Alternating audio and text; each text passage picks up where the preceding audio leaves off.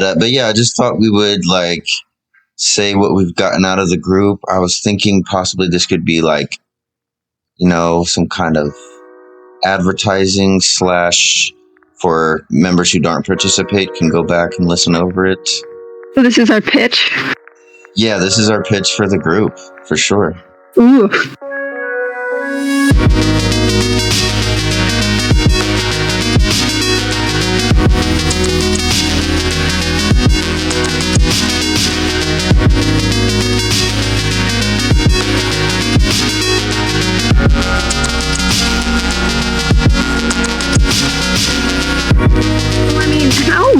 How have things shifted? Because I definitely came in like what I would call the second wave, or maybe even third wave, because the server was going on for a full month before at least I arrived.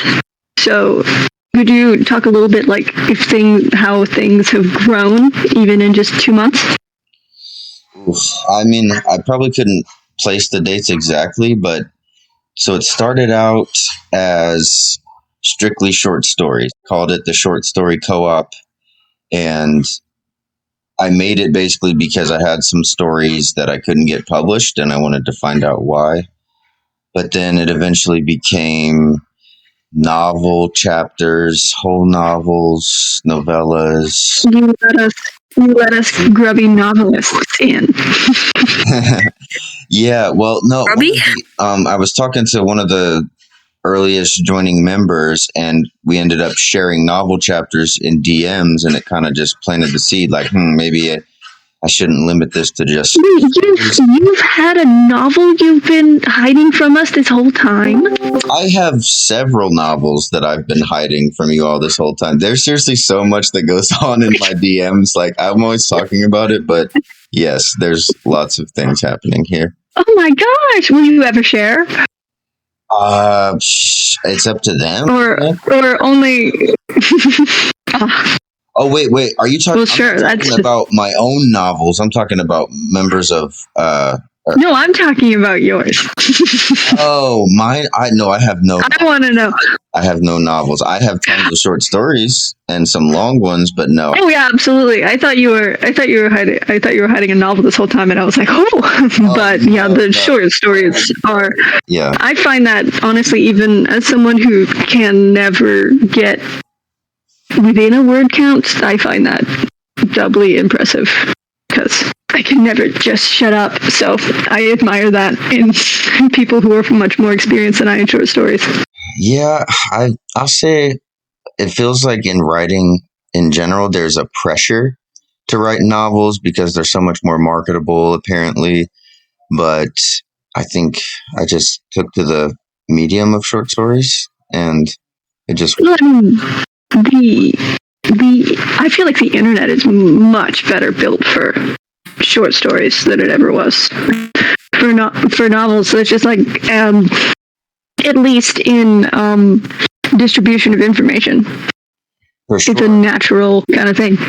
Yeah, no, I'm definitely more reticent to read a short story on here than I am to read. Somebody shared a 40,000 word novel on here recently, I think. Yes, that's Luzardo, and you should start it because it is cool. Really? I'm not too deep into it, but it's very good speculative sci-fi. Okay, like, cool. Recent future. Cool, okay. Yeah, and I know Squire has a novel that she's completed. There's a couple others. So where are you at, Pettiarch? You said you're just lurking for now? Yeah, I had my mic turned off for a second while I was like getting myself situated. So I was like making the joke that I'm just lurking. I'm just listening, not talking. Well, the seal's broken now. Right. Yeah, now I'm screwed. I gotta talk. Yes. Are you in this? But kind of going back to what you were saying about... Yeah, I just wanted to pick up random noise. Oh, okay. Well, let the random noise in. Let's keep it ambient. Let's keep it atmospheric. It's real life here. Yeah. But kind of going back to what Woul was saying about like the internet being more fitting for like short stories and stuff. That's why, I mean, my first thought was like trying to put together like a collection of poetry to make like a chapbook. But after that, I was thinking like, with how prevalent like TikTok and YouTube are, like I never want to touch TikTok. That's just I'm too old for TikTok. But like billions of people use YouTube, so it's like I think it's a good idea to try and make like multimedia presentations out of your work, kind of like what you shared with me the one day GW. Where it's like, you can tell your story, but it's also like you have, either yourself or a voice actor doing a voiceover for it. And then you just kind of have either a static image or moving images, whatever, to kind of go along with it that help, just give like more detail to the story. And I think that's a good way to get your work picked up also, because then you can just publish it yourself and just, see what the algorithm does with it. And, see if you start a trend in the literary world of trying to get stuff back to being like multimedia. That was a lot of stuff I did in college with like new media was, this was a while ago. I graduated in 2013. So it was like, but there was still, people on the cutting edge of digital media, new media and stuff were, trying to find ways to like blend this new digital world with like the old school of, traditional writing and stuff. And that was stuff I always found super duper interesting was, multimedia presentations of like taking traditional work and taking traditional writing and turning it into, multimedia representations of that artwork. Yeah. No, yeah, I agree. Actually, completely. It's one of those things where it's like, I don't think I'm alone in dreading the social media almost requirement. It feels like every single writer needs. It's like we don't tend to be social media people, right? We tend to be homebodies. We tend to be, we're just living our life, and we're writing is such a solid. The world is in our heads. Why do we need to go outside? Yeah, like exactly. Like it's also like a solitary reflection, like driven, like until we just can't take it anymore, and then we find other writers to yell at. Exactly, but like it's still like I don't consider Discord or stuff like this like a going to a writers group. I don't consider like social media, like just sending the bottle into the ocean and like seeing what happens. As far as like YouTube, I think that's probably like building over time a channel of your work would be nice. As far as the audiobooks are concerned, that if nothing else, it's good it's good as a collection, as just for saved media. Some places that publish your short story will want audiobook rights and the fine print and stuff like that, so that might be a thing that you have to think about. Yeah. Gray, what happened with when you got one of your stories narrated? What happened with the copyright? How did? I found out through that audio is its own form of copyright. So I still they different product, different barcode or whatever the hell. So I still retain the publishing rights to it. So I did get that story published in an anthology out of Culture Cult Press. It's a press out of India. But they put it out in print, so the story can have multiple lives. So I've been shooting for that, like audio publications lately, podcasts, narrated stuff like that, because it's so fun for me. Like when I first got that audio back, I played it like 3 times. I was just really into it. So I want to hear more narrated versions of my stories. And I also think, like, in terms of what we're talking about with like multimedia and just the pace of current culture, people are way more ready to sit down and listen to a 7-minute video of a short story than they are to sit down and read an entire novel. So I'm trying to stay up to date, So, I've been going for more audio publications. That's been one of my goals recently. I can imagine that would be addictively validating, just to hear someone else's voice say the words you wrote because they wanted to. Right. And it was like the owners of the magazine. It's like this Eastern European lady. I don't know if you guys listened to it, but it was very charming. And also to have the story narrated by a woman when it's from the perspective of a young boy, I thought that was a really cool dynamic. It was very good. Shout out to Razzle Dazzle Cafe. That's who I submitted it to. They got back to me pretty quickly, I think, and I would definitely submit to them again. So yeah, Razzle Dazzle Cafe. Dude, hit him with the old razzle dazzle. That's perfect. Mm-hmm. Dazzle, dazzle. I was thinking of once I feel like my Emma story is as good as it can be, I think I'm going to try and submit that to No Sleep, even if it's super popular and there's got a million submissions. I was just like reading their site today because I've never really listened to them or anything, but just the way they do things, it seems like pretty darn legit, and even just have it be considered by them or My get notes back aspiration from them would be. No, For me, the goal is Reddit famous. I'm just kind of like, shoot for the stars, and if you don't make it, you end up in the sky or whatever that saying is. Yeah, no, I definitely submitted one of my stories to them recently. A story I shared on here called The Great Equalizer. I believe Anna's read that one. Hello, Anna. Welcome. yeah, I'm here. I'm so paranoid you can hear me messing with stuff. Oh, sorry. Oh, I'm so paranoid you can hear me messing with stuff just because I fiddle with everything whenever I talk. Oh, no, you're fine. I can't hear anything, but just, yeah, so this is the 2-month Serversary. Have we gone with Serversary or Serverversary? Serverversary. Serverversary, okay. That's my vote. That one's much more obnoxious. So it's the obvious choice. Yeah, more syllables. I like Serversary, but Serverversary sort of rolls off the tongue as well. So Yeah. whichever is more popular is fine with me. Serversary kind of makes it sound like the anniversary of when you serve something. Serversary does sound a bit more serious. Yeah, like severe. It almost seems like it could be its own word, like Serversary. I think adversary. It sounds like something dark and about map making. How much poetic license do prose writers have for making up words? Ooh, I feel like as long as it's in quotation marks, you can make up every word you want. Because it's not you, it's the person you made up. So if everyone thinks it's stupid, they're the idiot. I'll do you one better. I don't even need quotation marks. You're the author. It's your world. Everybody else is just living in it.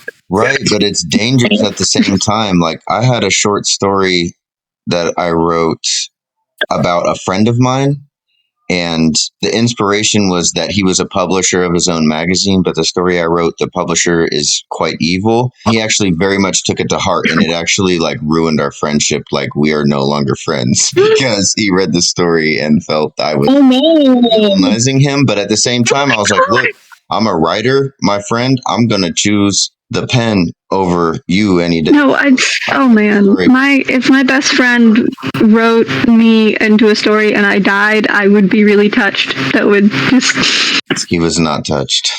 Oh no! Well, right? I'd be like, yo, I made it into your story. That's sick. Yeah, well, see, I know. It's gotta. Yeah, he knew me before I started getting my stories accepted, and we were kind of on level ground. But as soon as I started getting a little bit of traction, with publishers, he iced me out. And it's like, recognize as real. So I did what I had to do. Oh my! That's obnoxious. So it was a revenge story. You left that out the first time around. Yes. Minor details. I'm reminded of A Clockwork Orange, right? With hired new dialect. We all need a little bit of vengeance. If I remember correctly, even the author himself hated that book. Burgess hated A Clockwork. He wanted it to be forgotten, but the movie version made sure that he would be known for that book and that book alone. Well, good for him. Until he died. It's a great novel. Which book? Yeah. A Clockwork Orange. A Clockwork Orange. Okay. I don't think I've ever seen that or read it. The film. It's just written in a fictional slang that doesn't actually. Just make sure it's after 9 p.m. when you start watching it. Well, it's definitely a nighttime right before you go to bed movie. Avoid expletives and explicit content, right? Definitely a film best seen with children in the room. Yeah, I would say, Amy, it's probably not your cup of tea. Yeah. Invite all the neighborhood kids. Have a night out at the drive-in. Yeah, the last thing we need is more psycho little children torturing bugs or whatever they think they need to do. The rehabilitation scene where they make him watch all the videos will be so meta because that is exactly what the kids' faces will look like. Oh wow, yes. Oh my god. No, I mean, the point is that the rehab doesn't work, right? Oh, it all makes sense now. But yeah, that's what I was thinking. Where it's like, if that were to be written now, or somebody were to write something like that now, where they don't introduce shit. They're just, this is the language that I'm inventing, and you're going to figure it out. Or you're going to close the book. Those are your two choices. I feel like people wouldn't buy into that. I love when I start reading something and I don't know what's happening. That just really excites me because I give the author credit that they're going to explain it to me by the end, and that's satisfying. So it's like if I open something and it's in media res and I'm really confused and I don't know what is happening, that's really fun for me, just as a reader. I start my stories like that. I think it's awesome. I have I made a story and I couldn't figure out how to plot it because it was one of the first stories I had.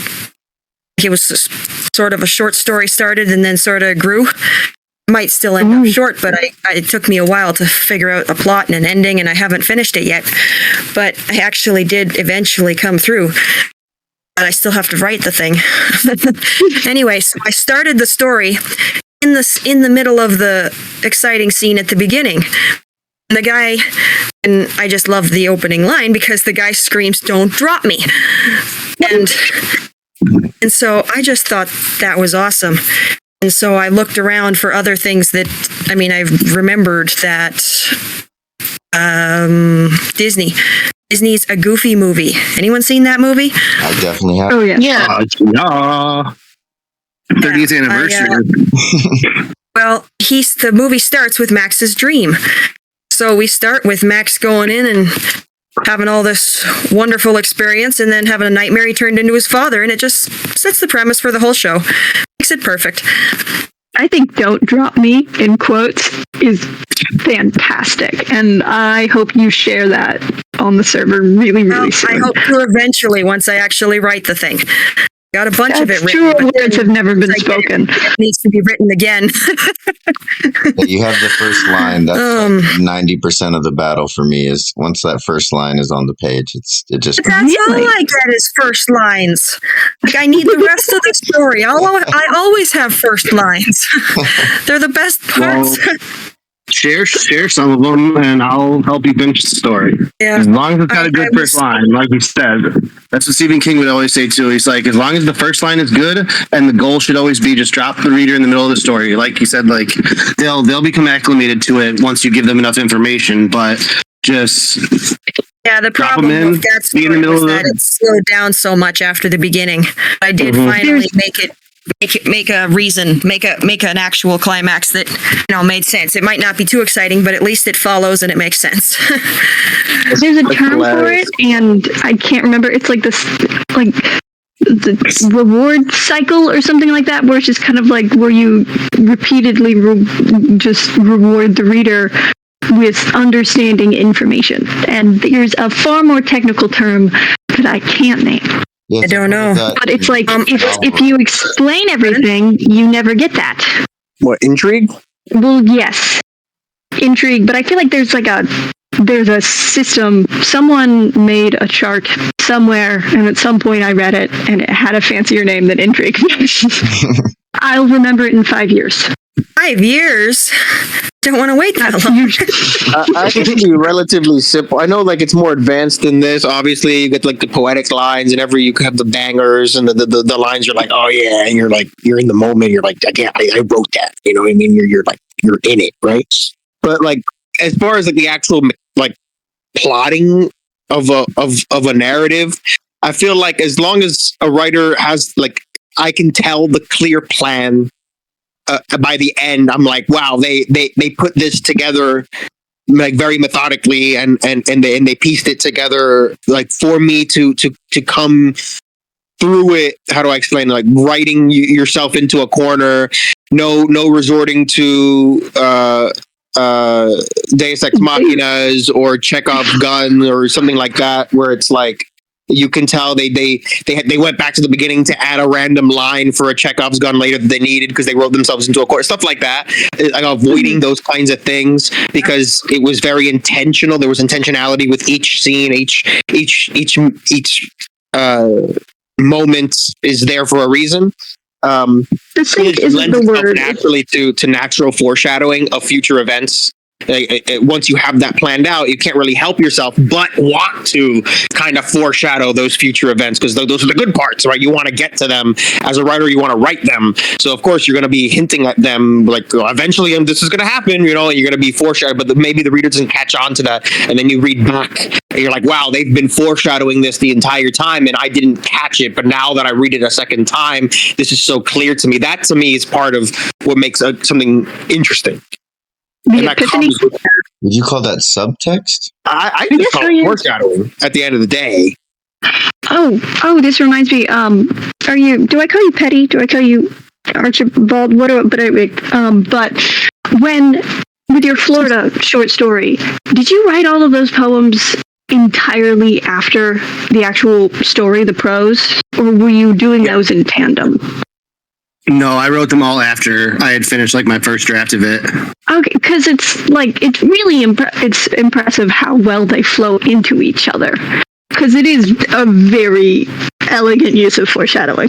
That's honestly, I spent as much time like revising as I spent doing just little edits on the poems and then deciding like in what order they were going to go into, and then having to like break up the C syllabus and the Marina meditations because like they weren't going to fit on one page. And it probably didn't even come out that way like on anybody else's computer. But like I spent probably an hour and a half formatting it so that like all of the poems fit exactly at like the end of a chapter and then page break for the new chapter so that it all just kind of like melded together and there really wasn't too much like white space. But I fear it probably didn't end up that way on other people's computers. But yeah, it's Well, if you print it out, you can control all of that forever. There's a bit of very true. Very true. issues, but I could tell that you had tried to make them fit, but that a couple of them, I think, jumped lines and stuff like that on my thing. But Yeah. that can be put together for publishing later. Like, I mean, I don't think you have to. Yeah. That's why I didn't like. Yeah, I wasn't too stressed about it, and I figured everybody would get what I was trying to do with it. But yeah, because there was Except a few of them that are just kind of like vague. So those ones kind of went at the beginning. But then, there were 6 or 7 of them where whether you catch it or not, it's like directly foreshadows what's going to happen in the next chapter. Honestly, I'm honest. I'm quite happy that I didn't read it until the poems were integrated. So that's kind of the only way the story exists. And so it's like I can't see behind the curtain. It just all works seamlessly. Well, you can thank GW for that one because I honestly, that was like not even a thought in my head until me and him were just kind of like just talking about it in general, and then he spit out that idea because I was just going to have it be like, a separate little accompaniment to it. So it's like you read the story and you get to know the narrator, and then you can see all these little bits of wisdom that he picked out along the way, but it definitely functions better the way that it is now. There it is. The server's working. Everything's happening as intended. Exactly. Yep. I actually haven't taken a look at that draft yet. You added it a lot to it, right? Is the 2,000 extra words, is that all poetry? Or? A good majority of it is, but based on like feedback I got from, because I feel like almost everybody in the server has read it at this point, because I've gotten like solid feedback from like 6 or 7 people, and obviously I didn't take every single one of them and then change it based on other people's feedback. But if they pointed out something that absolutely made sense, or like 3 people were pointed out, just like I just had the word like throughout the entire thing, just overuse of similes.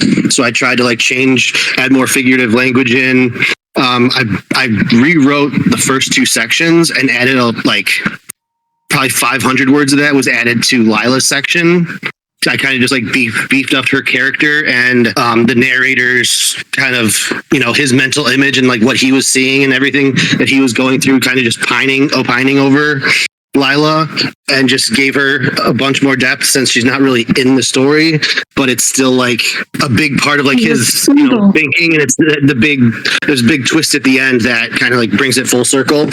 You tell us the name of the story? Yes, it's Atatika, the last say light it. of the marina. I noticed in the story it said a name that we couldn't pronounce or that he couldn't pronounce or something, and so I just figured that we got away with it.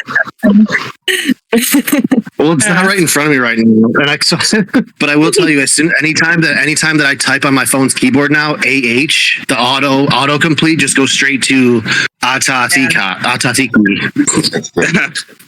That's beautiful. I've completely ruined some autofills with character names.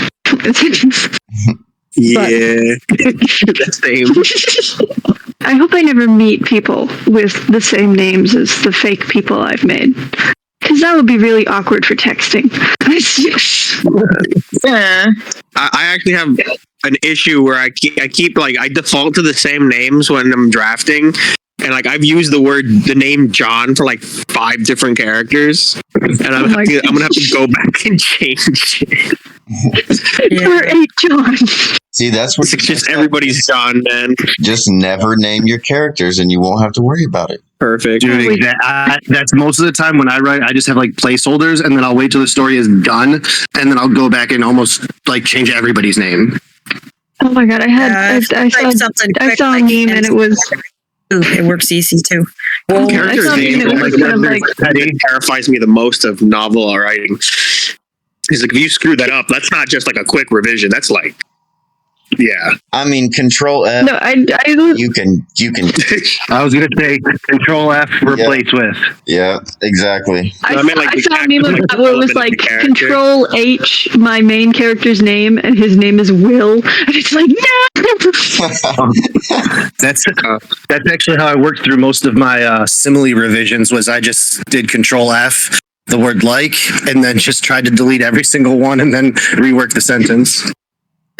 Yeah, makes sense. Yeah. Honestly, that sounds really fun. That story with the poetry put in, for sure. I need to do that when I edit. I need to make games because I hate editing, and so I need to trick myself into doing it, like that kind of scavenger hunt, control, replace sort of thing.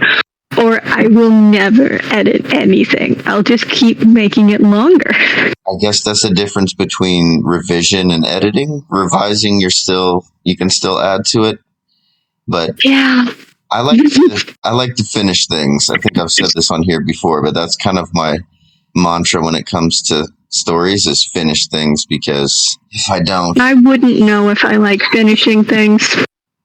My muse will get very mad at me if I don't finish things. That's what I was gonna say. Is like if I don't finish a story and I quote walk away from it for like more than a couple of days, like it's probably never gonna get finished. Yeah, that's kind of what happens. I can definitely stare at something and not write it for weeks, and then still it will live in my brain.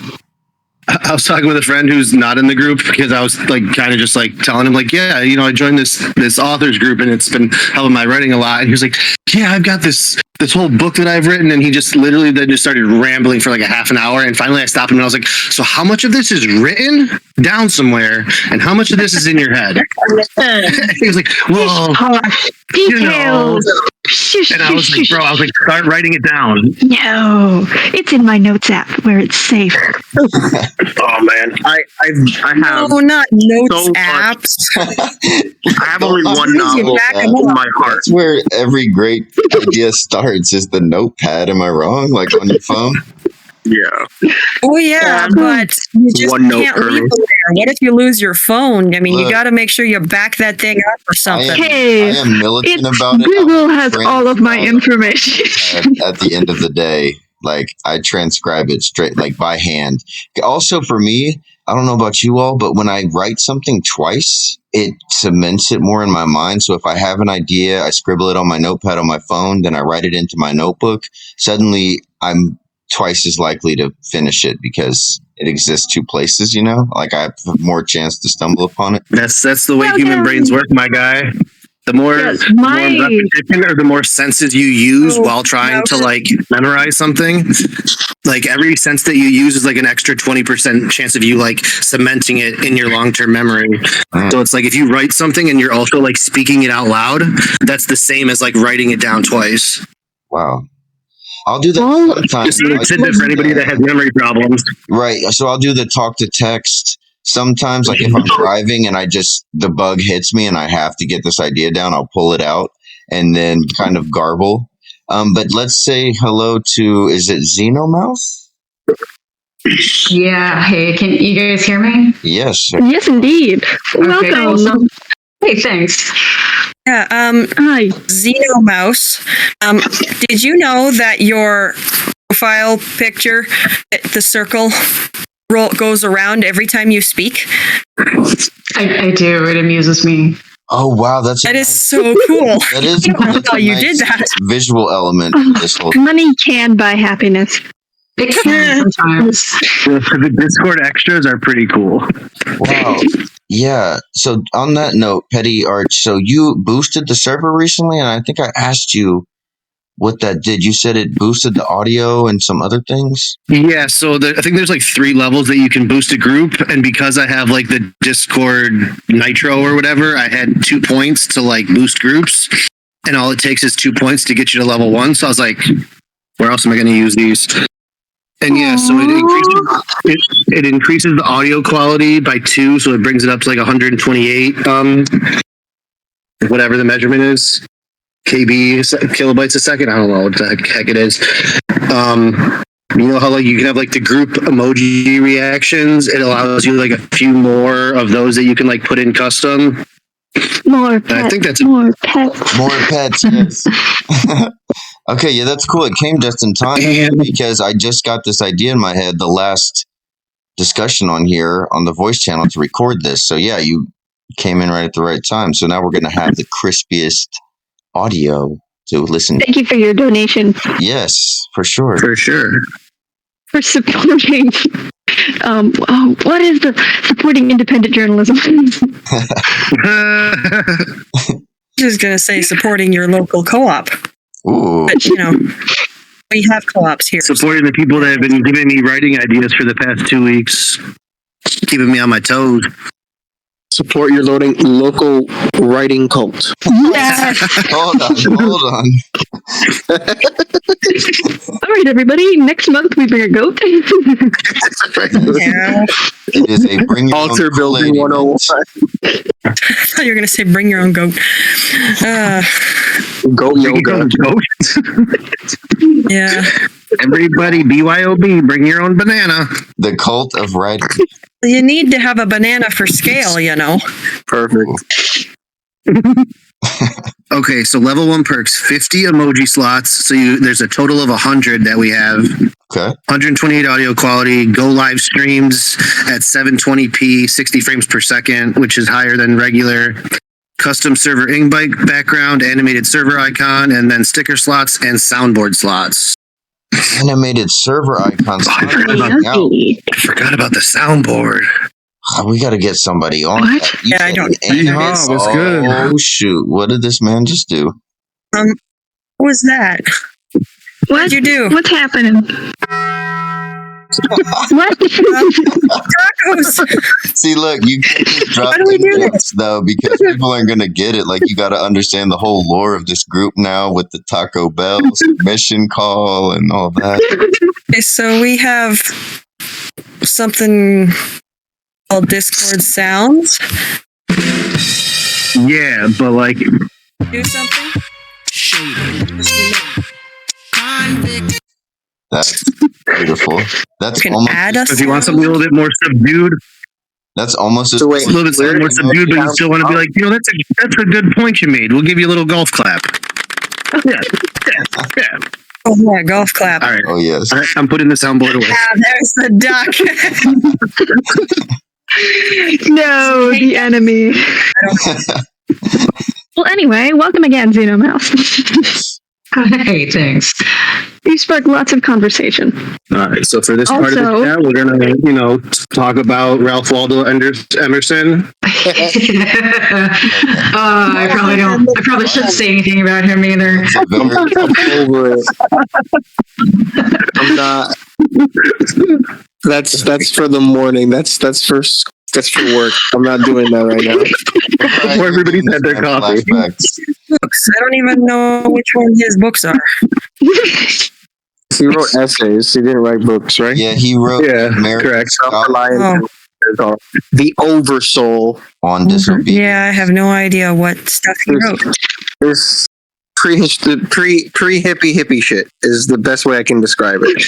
The term is transcendentalism. Okay, Eric. Yeah, I know, but who's gonna know what that means? Good term.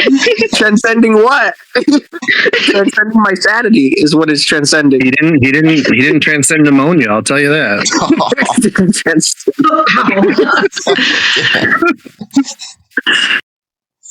I did look up some of these famous authors that were listed in the chat recently so that I could see what they're about and whatever.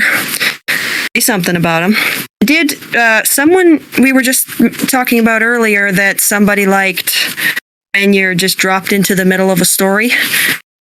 And I read a Yes, couple me. I read a couple of Edgar Allan Poe's short stories. Well, one of them, and I read the opening line for another. And I think both of them did that. It just starts you right in there. Seriously, I'm so excited about the "Don't drop me" line. I have so many questions. It's perfect. It's funny that There's you a mentioned dragon involved. Wait, did you just say dragon? most of Poe's stories start with a It's a narrator story, who's right? like telling you the backstory. I actually which have news not read a stories? book like that in forever. Poe. Most of Poe's Nope. short stories start with a Oh, narrator. most of Poe's. Okay, I missed the part. Yeah. Yeah. I was in this thing. Most of Poe's stories, yes, they do. Once upon a time. Well, I don't know. The one story was I read The Cask of Amontillado, and that one started with him just ranting about this other guy. Right. And then the other one, The Telltale Heart. Oh yeah, that's the Ranting classic. about an old man. I Right. guess that one starts with the narrator sort of freaking out instead. I guess he the doesn't black really. cat, right? Ranting about how he's not a horrible person. But I do like this line. I mean, you have to read the whole thing, but I'll start later. Above all was the sense of hearing acute. I heard all things in heaven and in the earth. I heard many things in hell. How then am I mad? Hearken and observe how healthily, how calmly I can tell you this whole story. Yeah. Anyway, I didn't get all the words Be right, like but I just love that. Already, you know that the guy's nuts, and you're just waiting for it. As he slowly descends into utter and complete madness. Like, well, look at how good I can tell you this story. Quite started. Right, I'm clearly But sane. I guess it because I'm didn't quite clearly start in the telling you middle, the but it's story in a close. sane manner. I'm very sane, telling you the story sanely. But okay, Yeah, Amy, the more you've been using first person. this dragon grapefruit time traveling. Everybody keeps cutting Eric off. I gotta stop. Let Eric talk. Jeez. No, I was gonna say the more first person Poe you read, the more you realize how he can do essentially the same story, but it's like change the first person narration with different vibes. Like you have the nervous, manic, like Telltale Heart narrator. You have the literal, just like the type, like the cold and calculating, like Ted Bundy type of narrator in Black Cat, who like doesn't even tell you they're in jail except for like one random line toward the end while he's writing the story. He's in jail because of what he's done. You could Never read it. I didn't know that. Yeah, and he's very cold, and he's not nervous. He's just cold and calculating. Like, yeah, like I love torturing my cat because it made me happy, and that's why I killed my wife, and it was not that big deal. Like very cold and calculating kind of narrator, very different, right? Oh, that's but always good at the horror that lurks within the soul, and why everyone is scared of his stuff is because he says things right? make you deep. Yeah. Fall of House of Usher is the same thing. Like, Yeah, that one he includes a piece of poetry right in the middle. It's like the cleft going down the house, like the poem represents the crack in the house. I always liked that. Mm-hmm. Which story was this? Which story did you say? The Fall of the House of Usher. Yeah, one of the longer ones. Okay. Aha. What's this? Oh, Is this Hurl's Hello, Hurl. Adverbs? I believe it's Hurl's Adverbs. Oh, also, Hurl, I haven't gotten a chance to mention, your new profile picture is fabulous, and it just, I love a pun. I'm so happy to see it every time you message. yeah, I thought it looked like a grasshopper kind of when she just popped up here, but it's a thing that's used to throw large things, isn't it? It's a Trebuchet. Trebuchet. Okay, I couldn't remember the word. It's a It literally hurling just device. popped into my head because I was like, is that a catapult? Because I thought the same thing. I thought it was like an insect of some kind when I've seen it smaller. And then literally the correct word just popped in my head just so I could say it before Woul. Oh, you. Well, I'm glad you like my avatar. Yeah. It's the talk of the town. I just saw it. I didn't even know it was there before. What seems painful? Oh, Just to be verbally toward the cranium. That's what Eric said. Is it catapulting adverbs now? Or just a minute ago. I mean, like, what does a catapult do but hurl? Trebuchets hurl. That's how they're made. Yeah, but it's like, I feel like trebuchets can do it better. Oh, way better. The best. Yeah. Better than the I best. didn't. Only the best for the adverbs. That's right. I didn't know that these war machines could vomit. That's crazy. Well, you know, linguistically, I would be curious what came first. Yeah, the vomit or the hurling. Yeah. So I had to look up the difference. Well, I did anyway. Between a trebuchet and a catapult. Oh, I could tell you guys. Yeah. Apparently, it's the sling. Yeah, exactly.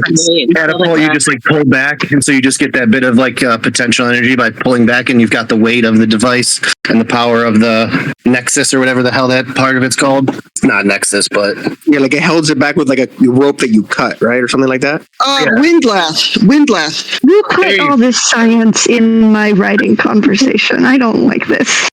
listen, you're just gaining vocabulary here for when you write your 16th century fantasy fiction novel. Okay. Yeah, your 300,000 No. epic where it goes into this mechanics of Michelangelo's No. sixth catapult. Get it away. I don't want to do research. There have been some books like that, and they're just not as fun when there's chapters upon chapters devoted to this thing that I guess that the author was But I passionate did- about. I actually really love it when authors do that sometimes. I mean, I guess it has to, it depends on Yeah. what it is, but I have definitely Execution, enjoyed. man. Execution. I thought I hated hard sci-fi until I read Adrian Tchaikovsky's Children of Time Oh. series. Oh my god, yes. He's a master world. I don't think I've read Worldbuilding as like it was just so good. Like the world building, like Spiders. he had a pattern of 3 chapters. So he would do every 3 chapters. It would be 2 chapters of progressing the story, followed by 1 chapter of following the evolution of like.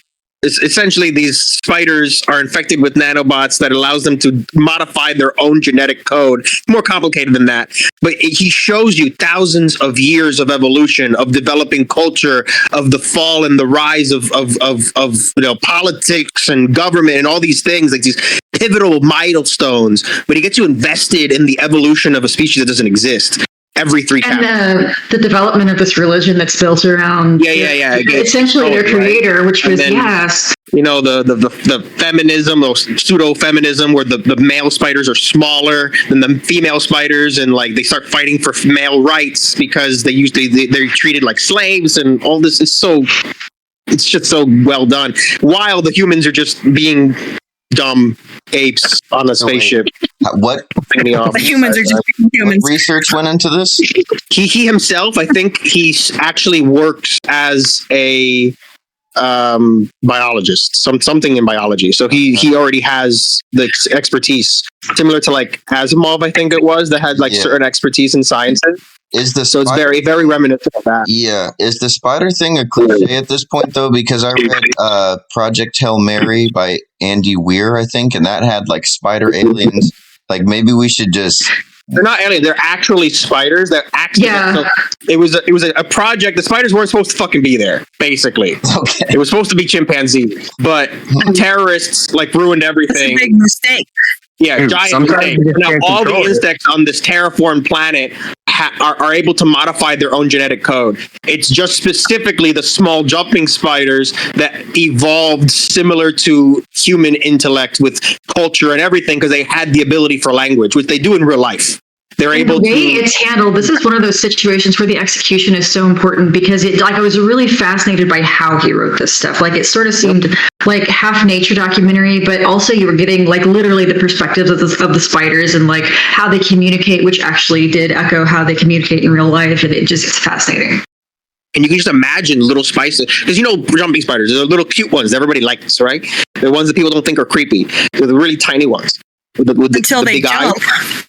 Right. They're not touching you, whatever. But like, Can I test my spider even knowledge though real every quick? time one of those chapters happens, you know that it's a jump forward in time. He uses the same names to like denote like archetypes of, so like a Fabian is a male intellectual spider. A Bianca is a different type of spider. A Portia is a different type of spider, and they have like they're part of this hierarchy. Even though it's not the same Portia, it's not the same Bianca, it's not the same Fabian every time because they have short lifespans or there's jumps between hundreds or thousands of years. You can still follow the evolution and get invested. That's cool. Yeah. Whoa. Do spiders communicate through vibrating their webs? What? Pettiarch. I said, do spiders in real life, do they communicate by vibrating their web and like another Those spider do. has to be on it? Or did I Yeah, just like those do. hear that somewhere? And okay, so that I wasn't sure if I just like heard that somewhere That's and why they developed- accepted as a fact. It's funny. I think the fire ants that are also infected with the same nanobots, they don't develop the same. They develop like a computer intelligence. They can be programmed, and the Portia spider, jumping spiders, program ants to become like biological computers. Yeah, like using pheromones, and it's really cool. Pheromones and ant colonies for certain processes. That's weird. Yeah. What did you say the name of this story was that we're talking about? Children of Time. All this world and still make it interesting. It's not easy because it's not an Oh, exposition. I meant the name of the story. Children of Children Time. of Time, and it's a series now. It goes Children Children of of Time, Time. Children of Ruin. I forgot the third one. Children of Memory. Children of Memory. Yep. Children of Memory. There you go. I haven't read that one yet. Series. Okay. That one won the Hugo Award in the year after it came out. Well, the year it Memory? came out. Yeah, the most recent one. Because I started looking it up so I could like add it to my list because I haven't ever read it. No, Right. Again, I'm not like usually a hard sci-fi guy. It's different, man. It's so good. Mm-hmm. That's the thing. Is like if the author knows what they're doing, then it's like genre only matters so much.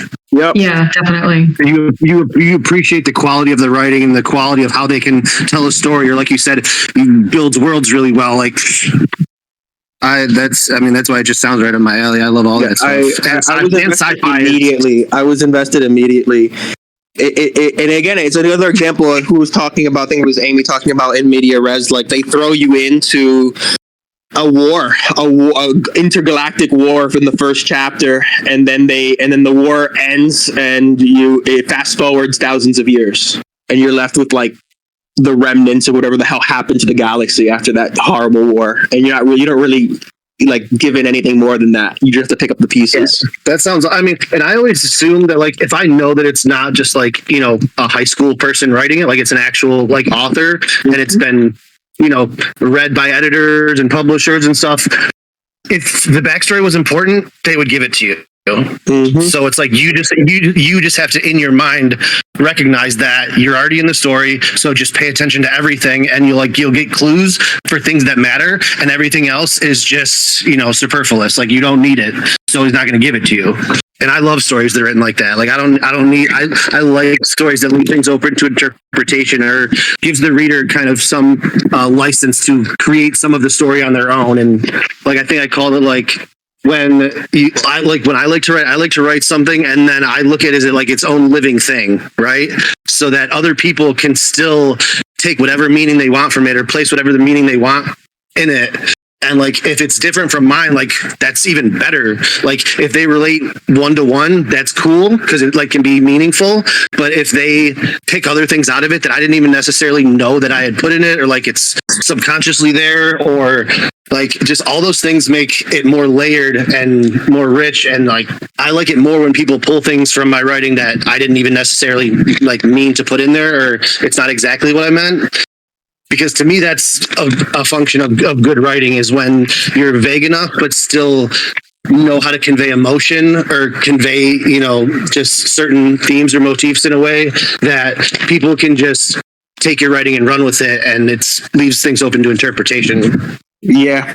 A lot of the stuff in this was, I mean, some of it was more like, this is for the narrative, world building, and then as far as leaving it up for interpretation, it's more about like the implications of the science he's discussing. Like he uses science fiction stuff, like the idea, like it happens at the very beginning.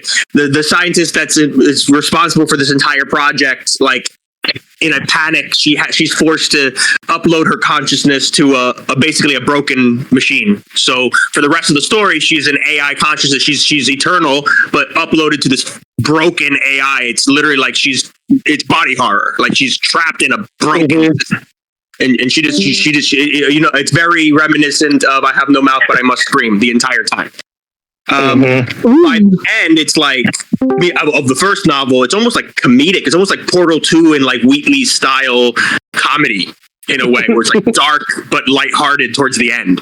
But for the beginning, it's terrifying. And again, that's what it's like this. It all comes down to execution and like what you're expecting the reader to kind of get out of this point in the plot, if that makes sense. Whether you're trying to make them, build tension, or you're trying to release that tension and let them off easy at this point, right? Yeah, it's something where that's one of those books that, again, with all the editing, everything, I read it and it's like I could never do this, right? That's what the first thing that hits me when I read. So prolific too. Like I can't believe how complex his writing is and how much of it he seems to produce. Who is it? Adrian. L. Ron Hubbard. If I try to balance that many stories, I don't know. Feels like it falls apart so fast. I always have so many stories running at the same time. They won't go away. I try to limit myself to just 2 that I'm working on, actively, but I always have a bunch of stuff that I'm kind of developing in the background. And then if I'm such a contrarian.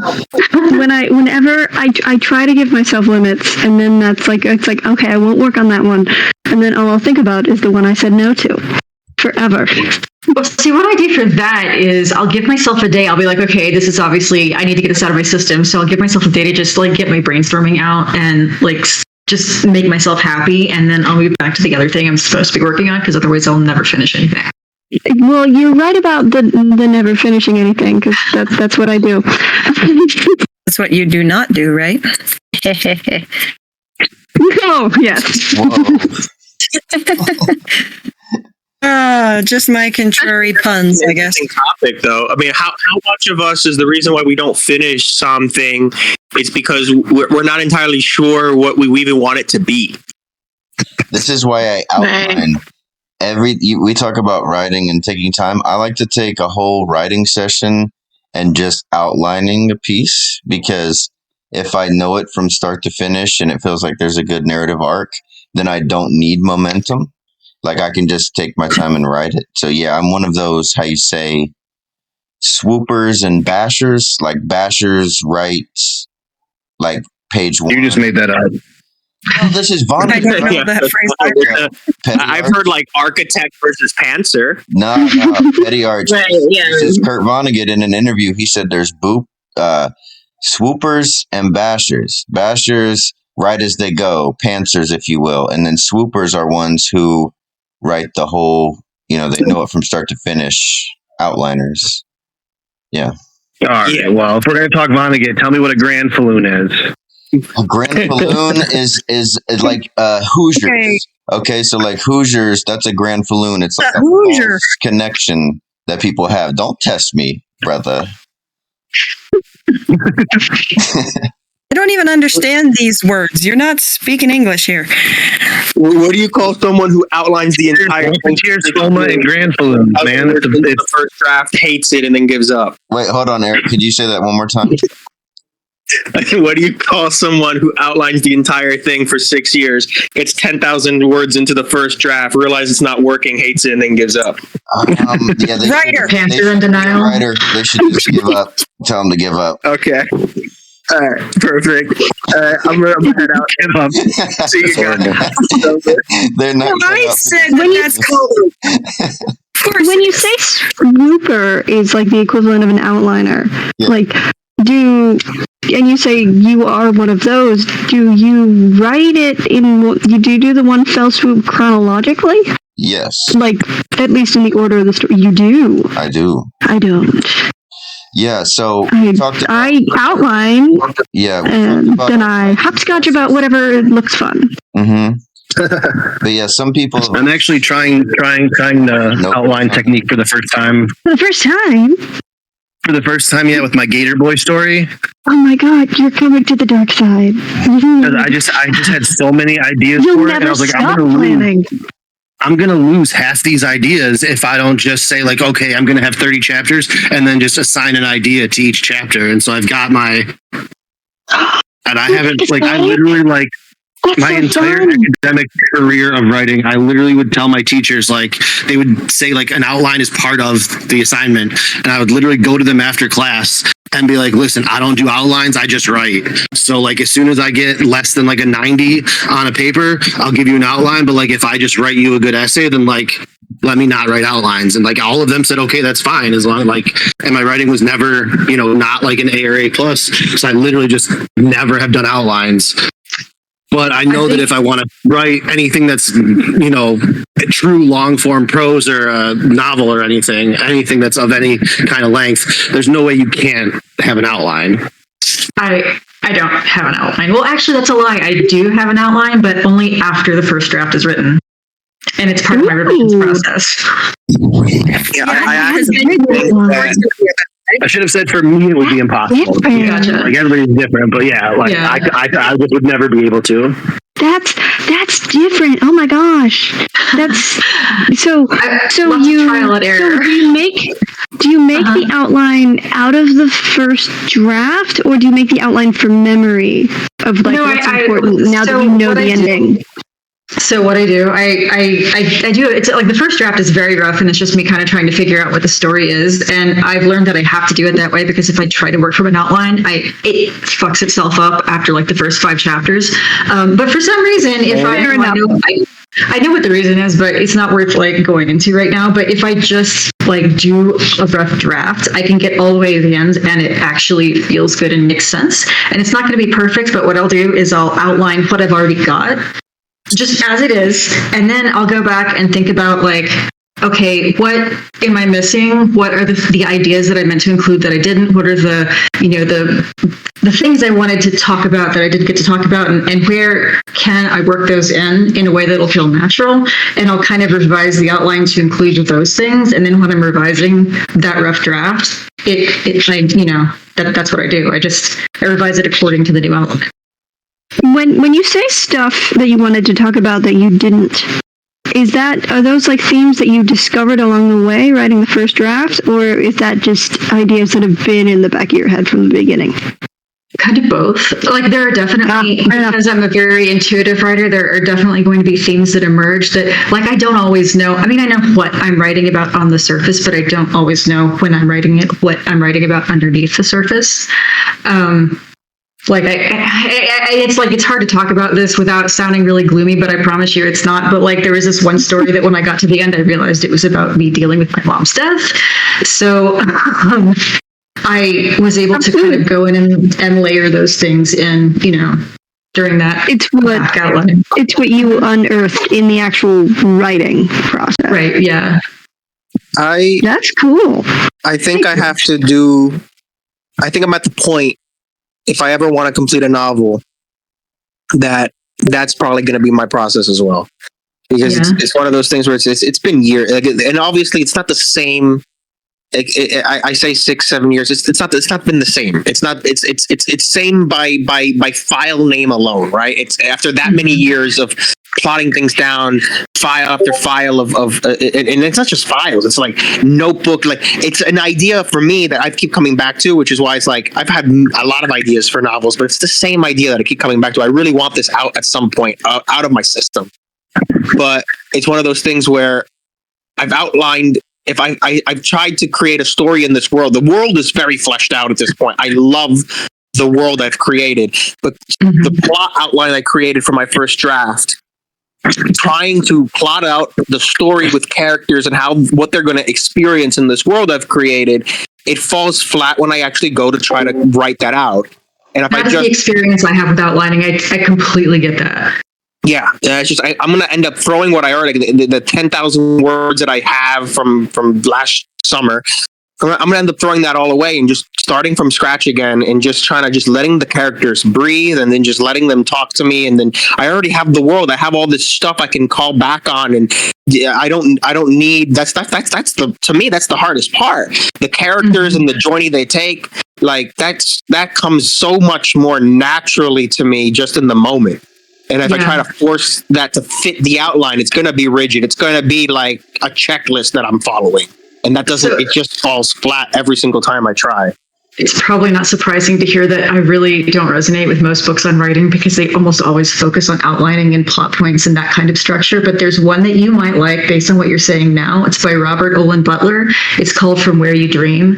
And he's a literary, he writes literary fiction, but he also teaches creative writing at, I forget which, at a university in Florida, I forget which one. But it's really, I think, the only book I've found that kind of explains the process of writing, not from an outline, but like from, I guess, just intuition, but in the form of like daydreaming about it until it feels right. And then organized, intuitive. Yeah. Oh, that sounds really interesting. Can you type in the chat his name and like the piece of that just so I don't forget? Because that's actually one of the things that I've learned in all my forays into like psychology and stuff is I can't remember who it was, but this person was basically talking about like the nexus of creativity is like, because your brain has different frequencies that it operates at, like whether you're waking, you're sleeping, but there's that in between space, which is what we consider like daydreaming, where you allow yourself to kind of be in between. Your brain actually like goes to a different frequency. And that is where a lot of creative people, that's where they get their inspiration, is when they are able to kind of just like sit in that daydreaming space. Yes, that's exactly it. That's why outlining doesn't work for me, because I cannot be in that space when I'm that zoomed out. Yeah. So then when I'm writing, whatever I thought sounded good when I was outlining, it doesn't feel right anymore. And Yep. That happens to me when I get little ideas. I have to like I usually am alone and I'm saying them out loud. And as soon as I try to write them down, I didn't get the phrasing just like, it's very rare that I get the phrasing exactly right. And it's just like my notes are full of out of context quotes. Yeah, totally. I've gotta like run to write it down, and I'll like be muttering it to myself over and over and over.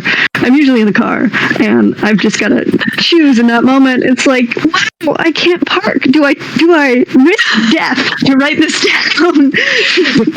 This is why I've gotten used to writing on my phone and like really good at just writing on my phone, because I will be laying in bed at 2 a.m. and I'll wake up and I'm like, oh my God.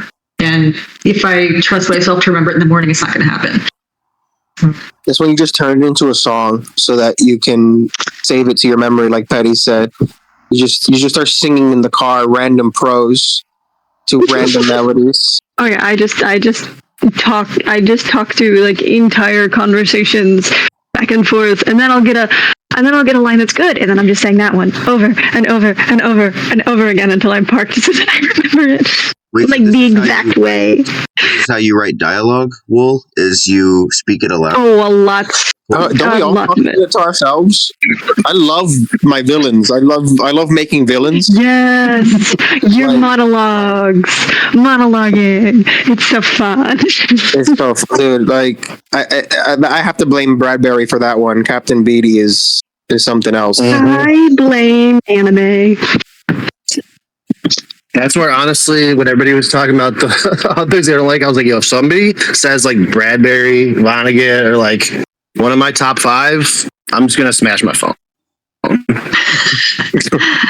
Who are your other top I 5? do everything internally. I just sit down with my notebook, I write the outline, and then I get the first line, usually like on a walk or something. Once I get that first line, then it just sort of writes itself. But I don't do any sort of acting out or, speaking it aloud. The closest I'll come is like getting ideas while I'm on the go, and then I'll voice to text it into my phone.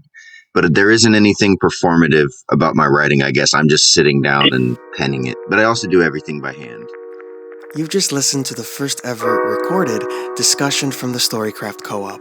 If you're a passionate writer that's looking to grow, come join us on Discord. I promise you, we don't bite that hard. Thanks for listening.